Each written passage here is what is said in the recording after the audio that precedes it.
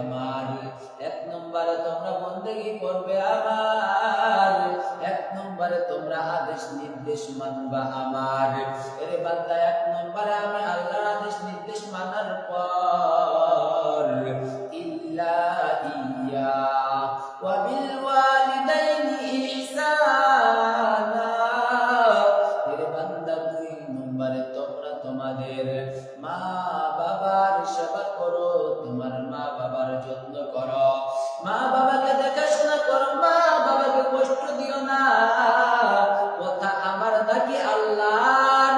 এ মুমিন ভাই, 1 নম্বরে যদি আল্লাহর গোলামি করতে পারি, 2 নম্বরে যদি মা বাবার খেদমত করতে পারি, তাহলে আল্লাহ পাক বলেন বান্দা যা যা তোর জন্য ওই জান্নাত অপেক্ষা করতেছে, যা যা তুই জান্নাতে চলে যা। সুবহানাল্লাহ।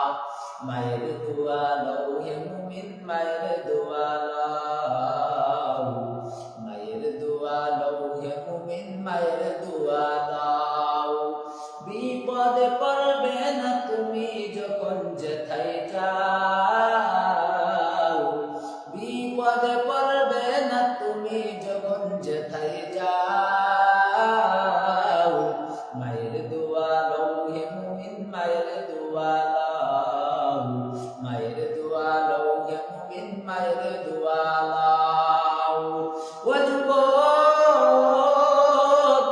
যে আল্লাহ তোকে মায়ের দোয়ার কারণে এমপি বানাইলো, মন্ত্রী বানাইলো, জজ বানাইলো, ব্যারিস্টার বানাইলো, তোর শিক্ষক বানাইলো, তোকে কোটি টাকার মালিক বানাইলো। ও যুবক, যে মায়ের কারণে আজকে তুমি সমাজের মতো সম্মানী ব্যক্তি, আজ তুমি ওই মাকে ভাত দাও না, আজ তুমি ওই মাকে তুমি লাথি মেরে ঘর থেকে বের করে যাও। এর যুবক ভাই শুনে নাও, দুনিয়ার মতো যদি কারো দোয়াও কবুল না হয়, আমার মা যদি ওই মালিকের কাছে হাত উঠায় বলো মালিক আমার সন্তানকে তুমি কোটি টাকার মালিক বানায় দাও, এরে যুবক খোদার কসম করে বলি ওই মায়ের দোয়া আমার আল্লাহ ফেরত দেন না। ও যুবক ভাই, আজকে এই চেয়ারে বসেছি, এই চেয়ারে বসার আমার কোনো ক্ষমতা নাই, আমার ইলম নাই, আমল নাই, আমার শিক্ষাও নাই। আজ এই চেয়ারে বসেছি একমাত্র মা বাবার দোয়া, মা বাবার চোখের পানির কারণে, আমার উস্তাদদের দোয়ার কারণে, মুরব্বীদের দোয়ার কারণে আজ এই সম্মানের চেয়ারে বসেছি।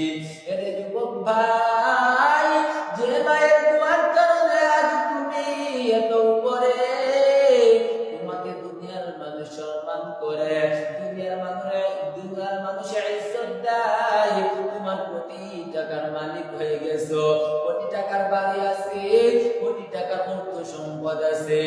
এর যুবক ভাই, তুমি আজ একটা নতুন একটা বউ পাইয়া, তুমি একটা মায়ের প্রেমে পাগল হইয়া, তুমি তোমার মাকে তুমি বৃদ্ধাশ্রমে রেখে দিয়ে আসলা। এর যুবক ভাই শুনে নাও, শুনে নাও, তুমি যখন বৃদ্ধা হবা, তোমার দাড়ি পাকবে, তোমার মাথার চুল পাকিয়া যাইবে, তোমার গায়ে একদিন বল থাকবে না, তুমি অসুস্থ হয়ে পড়বে, তোমার ছেলে মেয়েও তোমার মা বাবাকে যেরকম বৃদ্ধাশ্রমে রেখে আসছো, তোমাকেও তোমার ছেলে মেয়ে বৃদ্ধাশ্রমে রেখে আসবে। চিল্লা হলো ঠিক কিনা? এরকম অহরহ ঘটনা আমাদের নিজের চোখে দেখা।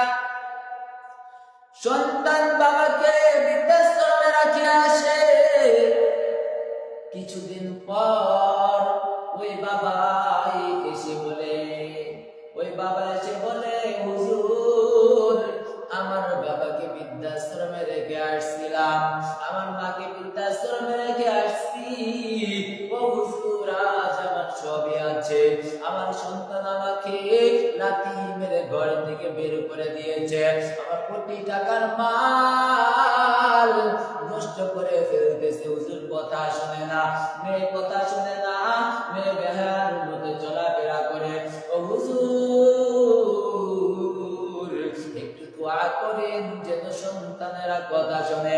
আজ আমি আমার বিরুদ্ধে বাবাদেরকে বলি, ও যুবক ভাই তোমাদেরকেও বলি, যদি তোমরা তোমাদের বাবাকে যদি বৃদ্ধাশ্রমে রেখে আসো, আজকে আমি হুজুর বলে গেলাম, তোমরা লিখে রাখতে পারো, তোমাদের ছেলে তোমাদের মেয়ে তোমাদের কথা শুনবে না, তোমাদেরকে বৃদ্ধাশ্রমে রেখে আসবে। এই জন্য বলি যুবক ভাই, মায়ের মনে কষ্ট দিও না, মাকে তুমি অত্যাচার করিও না, মাকে জুলুম করিও না, মাকে ঘাড়ে ধাক্কা দিয়ে ঘর থেকে বের করে দিও না। কেন রে ভাই কেন? যে মা তোমাকে 10 দিন করবে ধারণ করলো, ও যুবক যে মায়ের মুখ থেকে টানা 2টা বছর দুধ পান করেছ, ও যুবক ওই মাকে কেমন করে তুমি ঘর থেকে বের করে দাও? কেমনে তুমি মায়ের গায়ে হাত উঠাবে? একটু কি হাতটা কাঁপে দেয়? একটু কি মায়া লাগে না? যে মা আমাকে দুনিয়ার কেউ যদি আমার কষ্ট সহ্য করতো, দুনিয়ার মানুষকে একটা কথা বলি তাই দুনিয়ার মানুষ কষ্ট পায়, দুনিয়ার মানুষ বলে তোর সাথে কথা বলবো না, তোর সাথে চলবো না, তোর সাথে উঠা বসা নিষেধ, কাউকে কথা আঘাত দিলে কথা বলে। তাহলে আমার মা কত কষ্ট করেছেন, কষ্টের উপর কষ্ট সহ্য করেছেন। ওয়াহনানা আলা ওয়াহনিন ওয়া ফিসালুহু, কষ্টের পর কষ্ট আমার মা সহ্য করেছে। আমার মাকে যদি আমি কষ্ট দেই, ও যুবক শুনে নাও, তোমার ভাগ্যে কষ্ট ছাড়া আর না।